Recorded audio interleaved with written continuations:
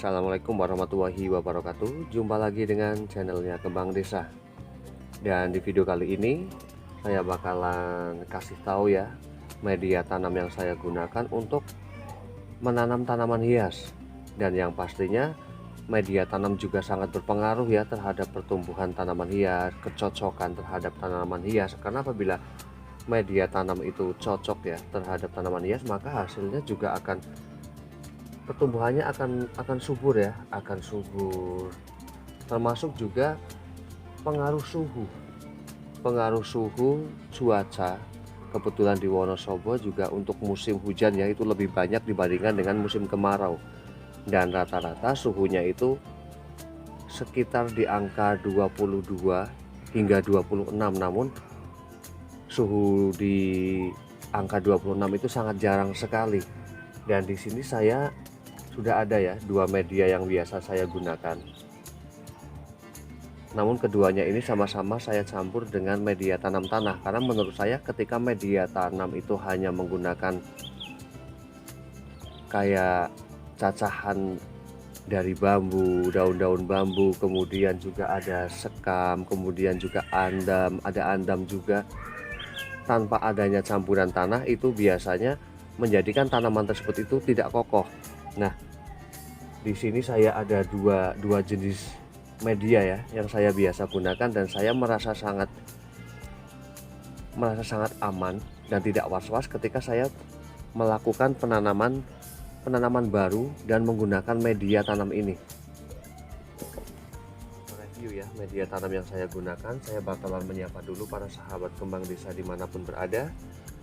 Semoga pada hari ini dalam keadaan sehat, dalam keadaan bahagia, selalu dimudahkan rezekinya dan selalu dalam lindungannya. Amin. Nah, di sini untuk beberapa jenis tanaman hias ya, di sini saya menyediakan ada aglonema, kemudian juga ada lumut Papua, kemudian juga ada Syngonium, kemudian juga ada Begonia,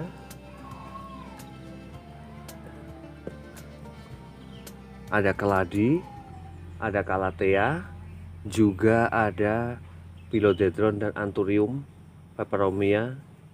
Nah, di sini saya kumpulkan ya beberapa jenis tanaman hias yang saya miliki.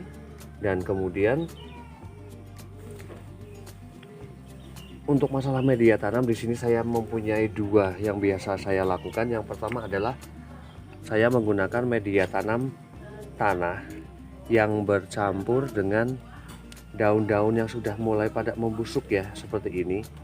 Dan ketika saya menggunakan media ini, meskipun belum saya fermentasikan ataupun menunggu hingga 1 minggu, 1 bulan dan seterusnya, saya sudah berani menggunakan media ini.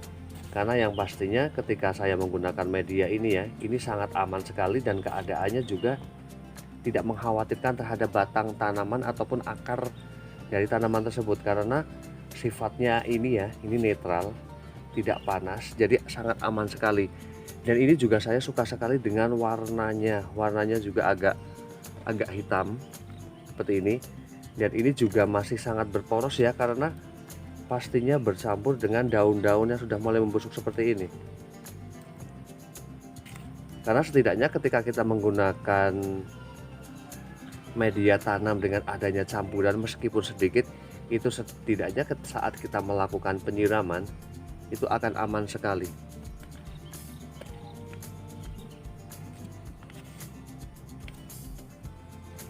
Dan masih melancarkan sirkulasi air ya saat kita melakukan penyiraman. Dan kemudian di sini saya juga menggunakan media tanam tanah yang saya campur dengan kristal. Kristal adalah sekam mentah dari yang biasa dijadikan sebagai alas untuk ayam broiler ya. Namun ketika saya menggunakan sekam ataupun kristal tersebut, itu biasanya saya campurkan dulu antara tanah dengan kristalnya tersebut, itu setidaknya sampai 10 hari atau bisa sampai 1 bulan ya, saya campurkan dulu baru saya gunakan. Karena apabila meskipun kristal tersebut sudah lama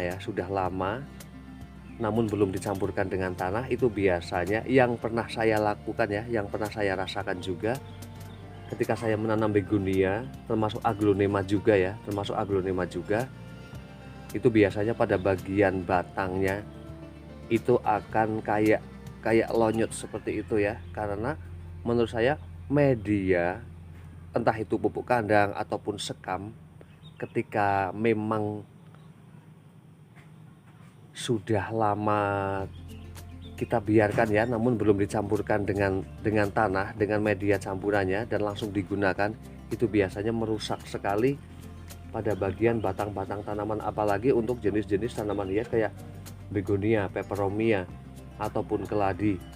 Itu gampang sekali untuk rusak karena sifat dari kristal tersebut, sekam tersebut itu panas ya. Jadi ketika kita menggunakan secara dadakan, itu biasanya berdampak buruk pada bagian batang tanaman. Dan menurut saya alangkah baiknya dicampurkan dulu ya antara media tanah dengan campuran sekam ataupun pupuk. Itu baru sekitar 1 minggu ataupun 1 bulan itu baru bisa digunakan. Nah, selain media sebagai penunjang penting untuk pertumbuhan tanaman hias, kemudian kebersihan pada bagian sisi media, rumput-rumput liar yang tumbuh itu juga sangat berpengaruh terhadap pertumbuhan tanaman hias, karena setidaknya nutrisi yang akan didapatkan itu akan benar-benar fokus terhadap tanaman hias pokoknya ya, bukan pada tidak berebutan dengan rumput-rumput liar yang tumbuh. Karena di sini hampir semua tanaman-tanaman hias yang saya miliki pada bagian sisi medianya memang terlihat cukup bersih tanpa adanya rumput-rumput liar yang tumbuh. Dan kemudian masalah penempatan juga hal yang sangat penting.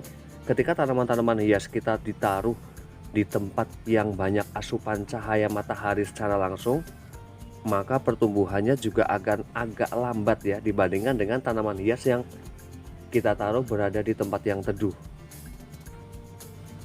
Dan juga masalah penyiraman